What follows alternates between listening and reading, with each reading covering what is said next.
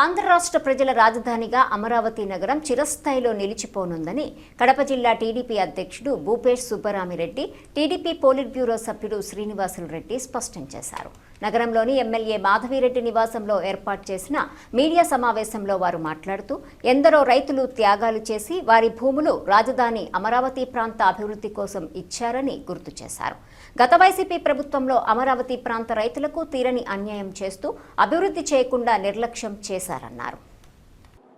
అమరావతి శాశ్వత రాజధానిగా అసెంబ్లీలో తీర్మానం చేసి లోక్సభకు రాజ్యసభకు పంపించడం జరిగింది.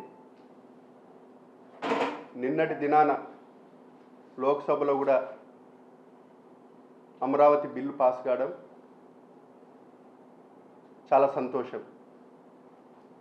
ముందుగా మన ముఖ్యమంత్రి వర్యులకి నారా చంద్రబాబు నాయుడు గారికి, ప్రధానమంత్రి నరేంద్ర మోడీ గారికి ఆంధ్రప్రదేశ్ ప్రజల తరపున కృతజ్ఞతలు తెలియజేస్తూ స్వాగతిస్తున్నాం ఈ బిల్లుని. మనం 2014లో రాష్ట్రం విడిపోయిన తర్వాత ఒక శాశ్వత రాజధాని ఏర్పాటు చేసుకోవాలని చెప్పి అమరావతిని ఆ రోజు ముఖ్యమంత్రి వర్యులు కానీ, ప్రధానమంత్రి నరేంద్ర మోడీ గారు కానీ ఆంధ్రప్రదేశ్కి వచ్చి అమరావతిని శాశ్వత రాజధానిగా మట్టి పవిత్ర జలాలను తీసుకొని వచ్చి ఆ రోజు ఈ కార్యక్రమాన్ని చేపట్టడం జరిగింది. కానీ ప్రతిపక్ష నాయకుడిగా ఉన్న జగన్మోహన్ రెడ్డి ఆ రోజు స్వాగతిస్తూ 19లో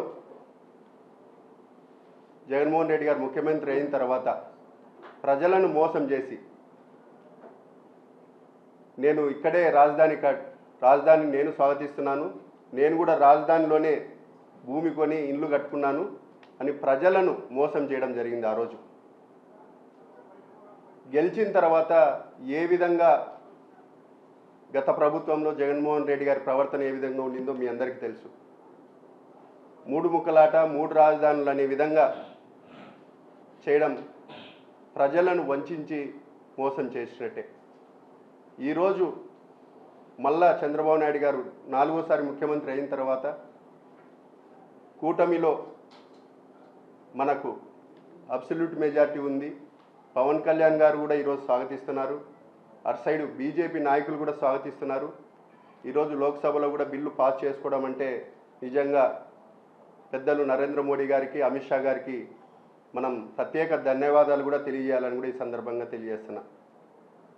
ఎన్నో అవమానాలు పడి మన రాష్ట్రంలో ఈ ఆర్థిక వ్యవస్థ బాలేని పరిస్థితులలో కూడా, వేరే రాష్ట్రాల్లో కూడా మీకు రాజధాని ఎక్కడుందంటే చెప్పలేని పరిస్థితులలో మనం ఉన్నాం. అట్లా కర్ణాటకకు బెంగళూరు కానీ, తమిళనాడుకు చెన్నై కానీ, తెలంగాణకు హైదరాబాదు, అదేవిధంగా మనకు ఆంధ్రప్రదేశ్కి ఏది రాజధాని అంటే మనం చెప్పలేని పరిస్థితులలో సామాన్య ప్రజానికం కానించి పార్టీలకు అతీతంగా మనకు చాలా అవమానాలు గురైనాం. కానీ ఈరోజు మనకు శాశ్వత రాజధానిగా వచ్చే ఈ 2-3 ఏళ్లలో కూడా పూర్తి స్థాయిలో ఇన్ఫ్రాస్ట్రక్చర్ని పూర్తి స్థాయిలో అటు సైడు న్యాయ వ్యవస్థల్ని కానీ, లేకపోతే మనం ఇప్పటికే సిఆర్డిఏ బిల్డింగ్ని కూడా పూర్తి చేసుకుని అక్కడి నుంచే మనకు మున్సిపల్ అడ్మినిస్ట్రేషన్ జరుగుతుందని కూడా ఈ సందర్భంగా తెలియజేస్తున్నాం.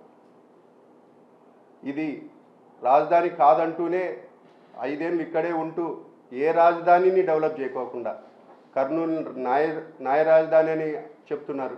ఒక సైడ్ విశాఖపట్నాన్ని నేను అక్కడి నుంచే పరిపాలన సాగిస్తున్నానని అక్కడిని రిషికొండను కూడా బోడిగుండు కొట్టి ఇచ్చడం జరిగింది, అక్కడే ఉంటానని చెప్పి కూడా.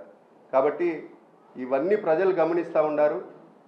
ఒక్కసారి మన నాయకుడు చంద్రబాబు నాయుడు గారికి, డిప్యూటీ సీఎం పవన్ కళ్యాణ్ గారికి, మన యువ నాయకుడు నారా లోకేష్ బాబు గారికి, ప్రధానమంత్రి వర్యులకి, హోమ్ మినిస్టర్ అమిత్ షా గారికి ప్రత్యేక కృతజ్ఞతలు తెలియజేస్తూ ఈ బిల్లును పాస్ చేసినందుకు వాళ్ళకు స్వాగతం పలుకుతున్నాం.